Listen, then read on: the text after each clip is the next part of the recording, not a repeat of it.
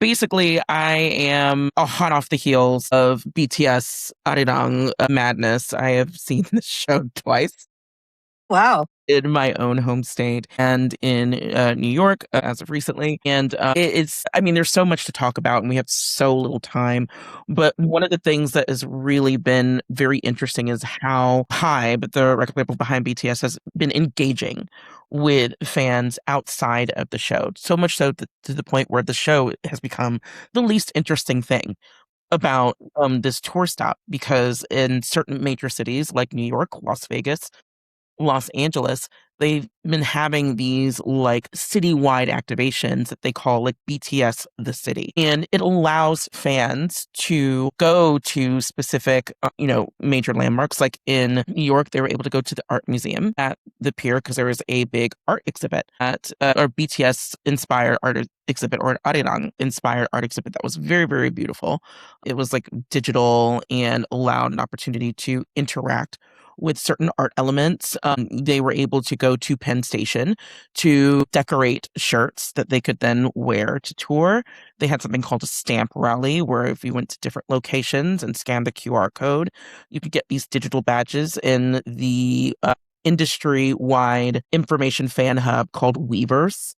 There's all these opportunities for fans to engage outside of the concert itself that it does bring into light the different ways that artists can engage with fans and really create a fan experience. Because now, especially with younger fans, they are looking for fandom experiences. Now, BTS isn't the first to do this. Like, this is happening with Eras Tour a few years ago when I went and saw NCT 127, another K-pop band out in LA. They had a pop-up that was connected to their song Two Baddies. Experiential is becoming such a huge part of what it means to be a consumer in music that it is really smart for labels and artists to think about the different ways they can drum up excitement outside of that one show, especially because that one show is so expensive now that it's like you want to be able to maximize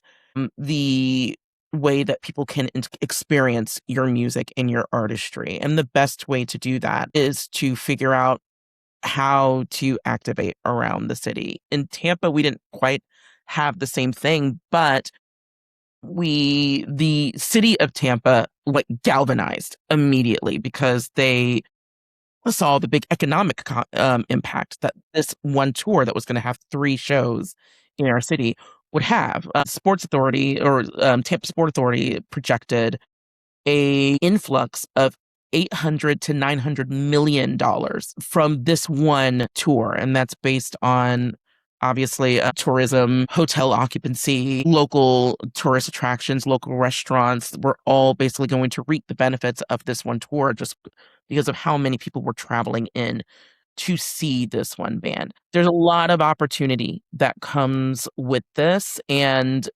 I'm hoping that music marketers kind of look to this as a bit of a launch pad for their own ideas when it comes to their own artists. Like we have this thing called the blue ocean where people just aren't buying tickets, but if you guarantee an experience outside of that, that could move the needle.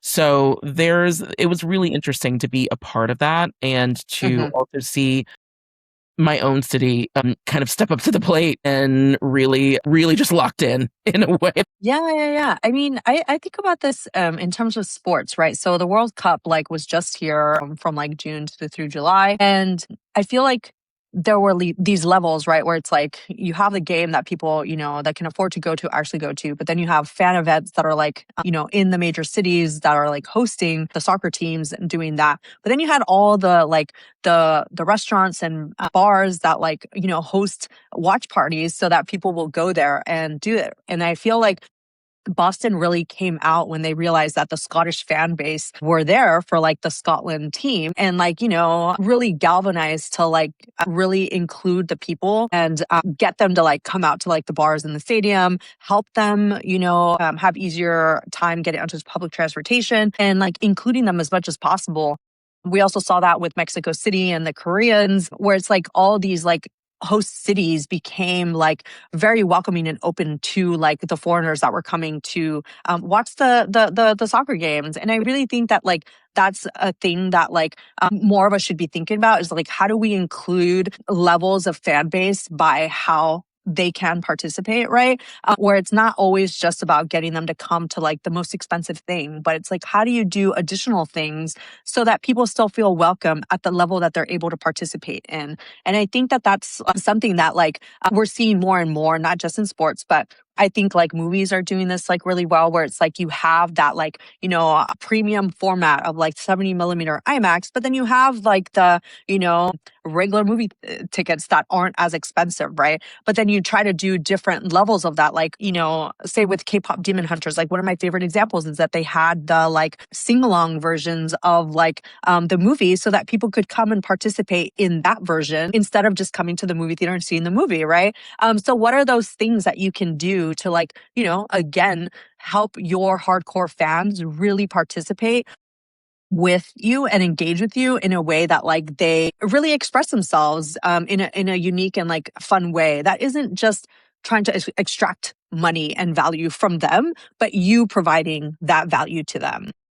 Exactly. And like, it's not like there's no incentive for labels to do this. When you have something like the BTS stamp rally, where people are scanning QR codes and going all about town and, saying like, I was here and now, I'm over by, Penn Station. Now I am over at, like, that's data. Like, all it's not it's not like there isn't anything for you at the end of the day. All of this feeds into this app Weverse where, the fans are getting like these little badges and it leads to, different, fandom experience, digital experiences. But on the back end of that, there is very hardcore data for labels that they can then use when it comes to striking brand deals, when it comes to deciding where the next tour is going to land, when it comes to deciding how they can engage, what works and what doesn't. It's a win-win for really everybody at the end of the day. And like you Hmm. said, there are so many levels that you can engage.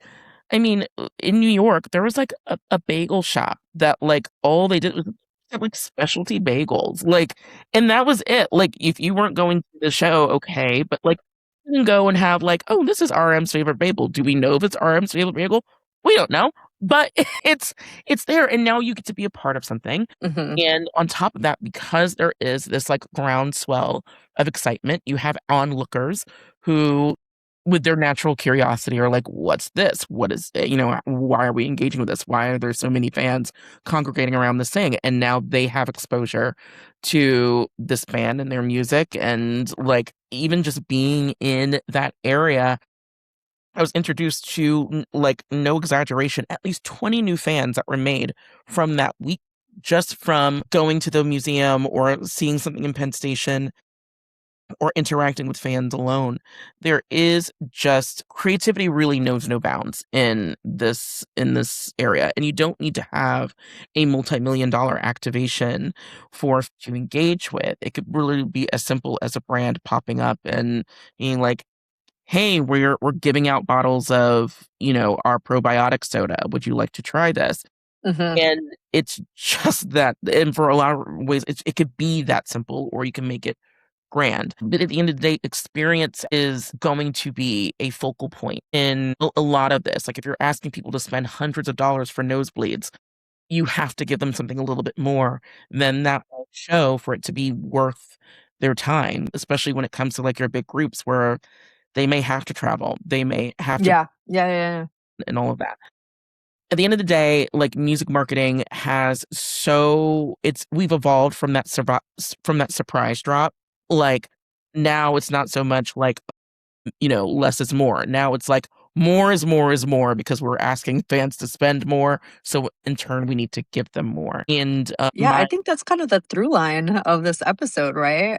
The vinyl, the Disney flock, like people are becoming more and more discerning, especially of the brands that they love and want to trust. And like brands that aren't wisening up to the fact that they need to give their hardcore fans, and I mean, even, regular fans, right? I mean, we're seeing Disney have to provide cheaper tickets, right? right? For different fan levels, right? Because not everybody is able to afford to go to Disney for the day, right? So that is happening across the economy. And so brands that can like provide that bigger value where it's like maybe you're right, it doesn't have to be them giving more, but like having partnerships with other businesses that incentivize them to like have a whole experience that like will include more people could be a way that they do that. And then with the vinyl, I mean, I think that's what we were getting at as well, where it's like your hardcore fans shouldn't be punished because they love you, right? Like the brands that like people love, like it takes them a while, right, to get there, but